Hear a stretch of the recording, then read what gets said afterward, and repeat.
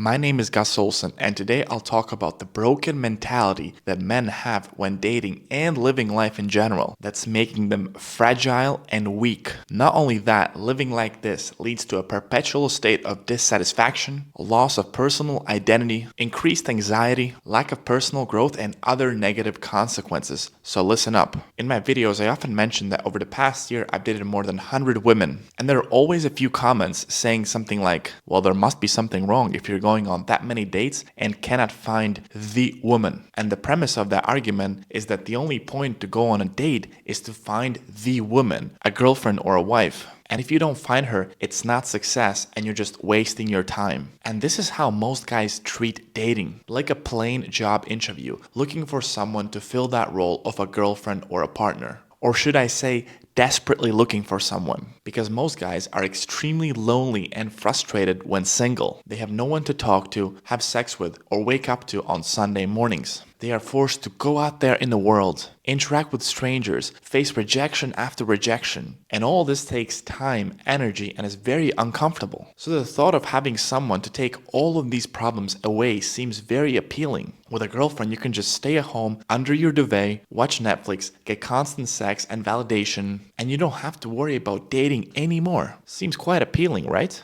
Well, let me tell you my experience of someone who was in a 7-year-long relationship. First few years are great. Essentially, you have the honeymoon phase where everything is awesome. You're having all these adventures, sleeping in each other's house, spending days together, and not getting bored at all. Me and my ex even joked at one point, a relationship is so easy and fun. Why is everyone making it so difficult? But at some point, things start to go south. You start having more arguments and they start getting pettier. By this point, you've noticed a few things that you actually don't like about the other person. And you consciously or subconsciously try to change that, which builds up resentment. You slowly start to lose physical attraction and having sex less often. If the relationship is long enough, you also start to change as a person, and she does as well. And mathematically speaking, the probability is that you're going to change in different directions. And finally, you realize you're happier when you're alone or with your friends than you're with her. And now you're in a predicament because the relationship has been so long that you just simply cannot imagine your life without her. You have things together, memories together. Even if you're not as attracted to her as you used to be, she still knows all the little details that turn you on because you've slept together hundreds or even thousands of times. And even if you argue a lot, at least you still have someone to talk to. And the idea of being single after such a long period of time seems so scary that anything is better than that. So you keep telling yourself that, well, it's not that bad. However, things do get even worse. So what do you do then? Well, of course, you work on it. Relationship books and exercises, counseling, arranged date nights, new toys. It usually helps, but only for a little bit, and then slowly but surely both of you come to the conclusion that you are not happy anymore. And then it's just a matter of time until one of you owns up and says something that should have been said a long time ago. I cannot do this anymore. This is a cycle that a lot of my male friends and my students have gone through, and some of them have been even in longer relationships which have lasted 15 plus years. The duration of relationship might change and you have multiple cycles,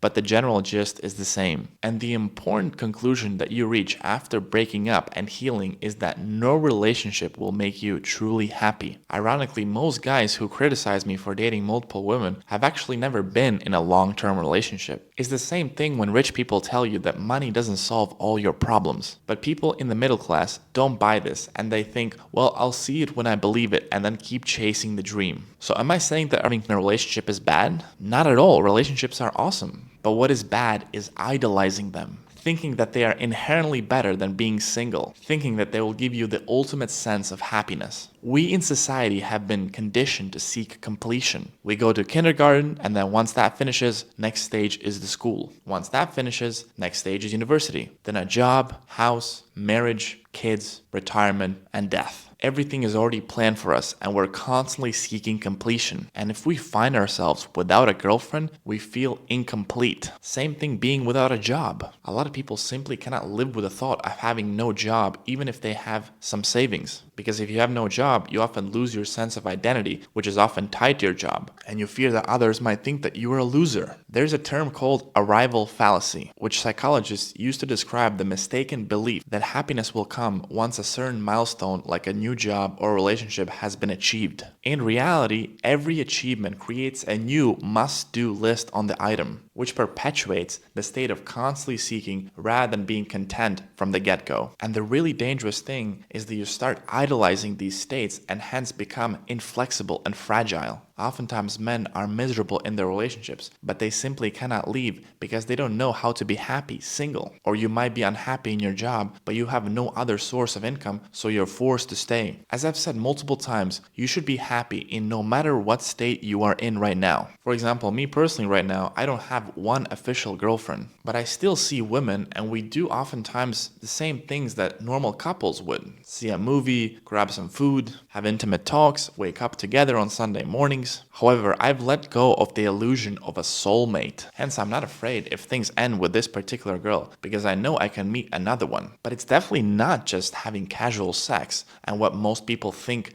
being single means. What I have realized is that if you really break it down, what most people consider to be in a relationship is physical attachment plus emotional attachment plus exclusivity plus time being spent together plus logistics, where physical relatability means that you find each other physically attractive and have great sex. Emotional relatability means that you find each other interesting, can be vulnerable, and you connect emotionally with another person. Time spent together is self-explanatory. Exclusivity means that you agreed not to sleep with other people. And logistics means that you agreed to move in together, get a mortgage together, build a house, family, kids, etc. Now, the interesting thing is that you can have multiple relationships, but for most people, the only true relationship is a monogamous one when you move in and spend all your time together. However, for me personally right now, I don't really care about exclusivity and logistics. But what I care most about is physical and emotional relatability. And the fact that I am not exclusive or I don't live in the same house doesn't believe that I'm not in a relationship. It just means I'm in a different kind of relationship than what the society considers to be a normal relationship. So am I saying that you need to avoid being in a classic relationship? Of course not. I had a great time being in a classic relationship and I learned a lot. What I am saying is stop thinking that the classic relationship is the only kind of relationship you can have and it will magically set you free and give you the ultimate sense of happiness. Stop thinking that